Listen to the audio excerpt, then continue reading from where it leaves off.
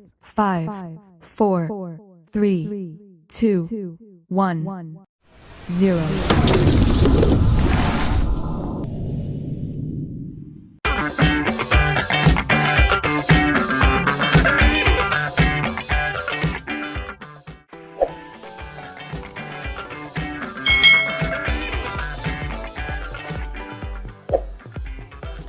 Halo adik-adik semuanya, selamat datang di channel YouTube Kak Citra. Apakah kalian siap untuk belajar hari ini? Hari ini kita akan belajar di tema 1, subtema 2, pembelajaran yang ketiga. Kita langsung saja ya ke materinya. Bekerja sama bisa dilakukan kapan saja. Saat kita bermain pun kita bisa bekerja sama. Tahukah adik-adik semuanya bahwa kita dapat belajar bekerja sama itu dari permainan tradisional. Nah, kita mau belajar tentang permainan tradisional yang bisa menumbuhkan sikap bekerja sama dengan teman kita. Permainan tradisionalnya adalah bakia. Nah, ini adalah salah satu permainan tradisional Indonesia. Permainan bakia ini itu berasal dari Sumatera Barat. Bakia ini bisa disebut juga dengan terompa bakua, merupakan permainan yang membutuhkan kekompakan. Nah, di sini ada 2 bilah bambu, lalu di situ dipasang karet untuk kita bisa memasukkan kaki kita. Biasanya dalam satu pasang bakia ini bisa diisi sampai 3 orang atau lebih. Nah, di sini mereka harus berjalan bersama-sama. Mereka harus kompak. Kalau kaki kanannya yang maju, ya kaki kanannya yang maju. Kaki kiri yang maju, kaki kirinya yang maju. Kalau salah satu sampai salah langkah, maka kalian bisa terjatuh. Makanya dalam permainan bakia ini diperlukan kerjasama. Coba adik-adik kalau kalian punya bakia, kalian bisa bermain dengan teman-teman kalian supaya kalian kompak dan bekerja sama. Dalam kelompok terdiri dari beberapa anggota saat bermain bakia tadi dan memiliki kemampuan yang beragam. Namun jangan sampai hal tersebut menghalangi kita untuk tetap bekerja sama. Saling menghargai perbedaan dalam bekerja sama akan membantu tim mencapai tujuan. Jadi dengan bekerja sama kita bisa mencapai tujuan kita.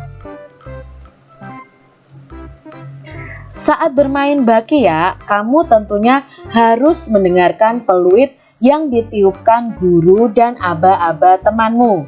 Kegiatan tersebut tentunya membutuhkan pendengaran yang baik. Masih ingatkah adik-adik pentingnya indera pendengar?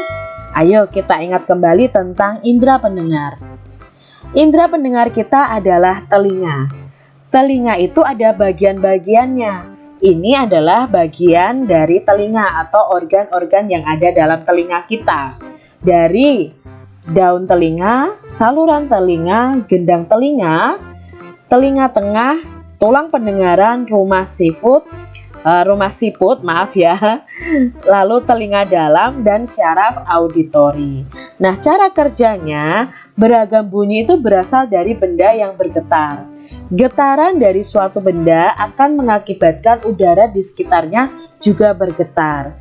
Getaran tersebut menimbulkan gelombang bunyi di udara. Benda-benda yang bergetar dan menghasilkan bunyi disebut sumber bunyi.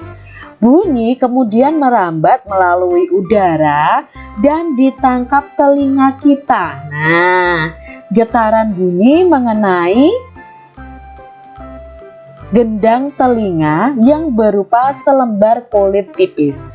Nah, adik-adik, gendang telinga ini ada di dalam telinga kita. Nah, saat kalian membersihkan, jangan sampai gendang telinga ini terluka karena bisa menyebabkan kita tuli. Getaran dari gendang telinga menjadi lebih besar di telinga bagian tengah dan diubah menjadi pesan atau sinyal listrik di telinga bagian dalam. Nah, sinyal tersebut kemudian diteruskan oleh saraf pendengaran menuju otak yang kemudian diterjemahkan jenis dari bunyi tersebut. Jadi otak kita langsung berpikir, oh itu bunyi apa ya? Oh itu bunyi bel. Oh itu bunyi kentongan. Jadi kita langsung bisa menangkap bunyi tersebut. Sedangkan cara merawat indera pendengaran kita adalah yang pertama, hentikan kebiasaan mengorek telinga, apalagi mengorek telinga dengan benda tajam. Tidak boleh adik-adik, itu bisa merusak telinga kita, apalagi kalau terlalu dalam, gendang telinga kita bisa rusak. Jauhkan telinga dari suara yang terlalu keras. Jadi ketika ada suara keras, kalian bisa menutup telinga kalian atau menjauh dari suara yang keras tersebut. Cara merawat yang ketiga adalah menjaga telinga agar tetap kering. Jadi telinga kita biarlah tetap kering, tidak basah, tidak kemasukan air. Karena kalau kemasukan air kita rasanya merasa aneh ya adik-adik ya. Kalian pernah pasti telinga kalian itu kemasukan air. Nah itu mari kita jaga telinga kita agar tetap kering. Melakukan pemeriksaan telinga secara rutin ke dokter THT. Jadi kalian bisa ke dokter untuk memeriksakan telinga kalian. Gunakan pelindung telinga saat dalam kebisingan. Jadi biasakan kalian untuk kalau ada suara keras atau bising itu bisa tutup telinga kalian. Nah ini yang kadang adik-adik perlu tahu bahwa sekarang orang kebanyakan memakai headset untuk mendengarkan musik yang terlalu keras. Padahal saat kita mendengarkan itu harus ada ruang udara yang masuk ke dalam telinga kita. Kalau telinga kita tertutup headset tuh, nah itu juga berbahaya juga untuk telinga kita. Jadi biasakan untuk kalian menjaga dan merawat indera pendengaran kalian. Di pembelajaran sebelumnya, kita sudah membaca cerita tentang tong sampah gotong royong. Nah, pada pembelajaran sebelumnya ya, itu bacaannya. Bacalah sekali lagi cerita tersebut dan tulislah gagasan pokok dan gagasan pendukungnya. Nah, ini adalah cerita tentang tong sampah gotong royong. Terdiri dari 3 paragraf ya. Kalian bisa baca di buku kalian masing-masing tentang tong sampah gotong royong ini. Ini adalah paragraf kedua dan ini adalah paragraf ketiga. Nah, sekarang kita akan belajar mencari tahu gagasan pokok dan gagasan pendukung dari bacaan tadi.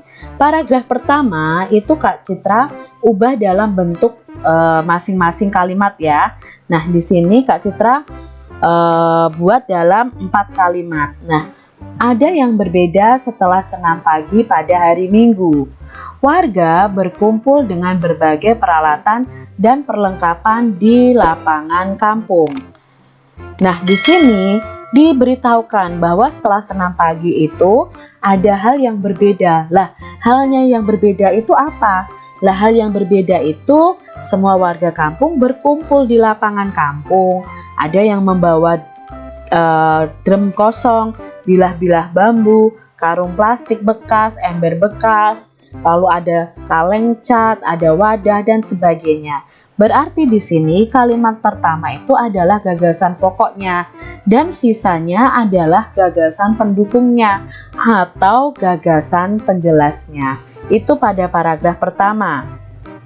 Lalu pada paragraf kedua, pagi hari Pak Made dan keluarganya harus melakukan ibadah pagi terlebih dahulu di pura. Nah, di sini diberitahu bahwa Pak Made dan keluarganya itu beribadah di pura. Nah, sementara itu warga bekerja sama sejak pagi bergotong royong menyiapkan tempat sampah baru. Nah, di sini dijelaskan Pak Made pergi ke pura, sementara warga yang lain itu mereka mulai bekerja sama, mulai bergotong royong. Maka kalimat pertama ini termasuk gagasan pokok dan sisanya itu adalah penjelas dari gagasan pokoknya. Seperti itu adik-adik.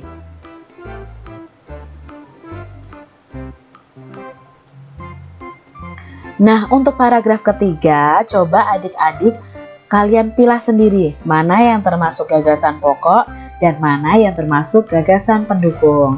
Demikian tadi pembelajaran kita di tema 1, subtema 2 pembelajaran yang ketiga. Semoga video ini bermanfaat bagi adik-adik semuanya dan tetaplah semangat untuk belajar, jaga kebersihan dan kesehatan kalian. Sampai jumpa kembali di video pembelajaran selanjutnya. Tuhan memberkati. Jangan lupa tekan tombol subscribe, lalu tekan loncengnya, tekan juga tombol like, lalu share ke media sosial kalian. Jangan lupa untuk ikuti media sosial Kak Citra. Terima kasih.